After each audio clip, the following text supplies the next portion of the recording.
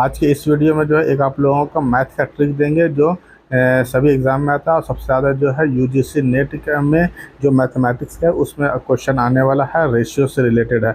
इसमें क्या है, मिसिंग वैल्यू हम लोग निकालेंगे। जैसे क्या देख रहे हैं, ए का वैल्यू, बी का वैल्यू एंड सी का वैल्यू दिया हुआ है, ठीक है, एंड डी का वैल्यू भी दिया हुआ है। तो हम लोग को निकालना A B C and D का वैल्यू क्या होगा। यहाँ पर जैसे देख रहे हैं कि बी का वैल्यू 2 बार दिया हुआ, सी का वैल्यू हम लोगों का 2 बार दिया हुआ, डी का वैल्यू 1 बार दिया हुआ है एंड ए का वैल्यू 1 बार दिया हुआ है।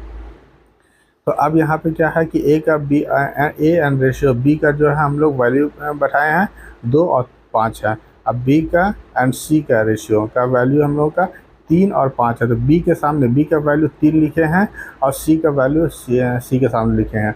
एंड फिर सी एंड डी का वैल्यू है, तो सी का वैल्यू सी के सामने लिखे हैं, डी का वैल्यू डी के सामने लिखे हैं।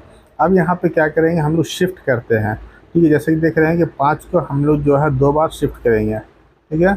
एक हम लोग सी के वैल्यू में भी और डी के वैल्यू में भी। फिर इसी तरह 3 का वैल्यू को जो है हम लोग ए के वैल्यू में शिफ्ट किए हैं एंड सी एंड डी के वैल्यू में शिफ्ट किए हैं। इसी तरीके से जो है सी के वैल्यू को हम लोग 2 बार शिफ्ट किए हैं, 2 ए एंड बी के वैल्यू पे।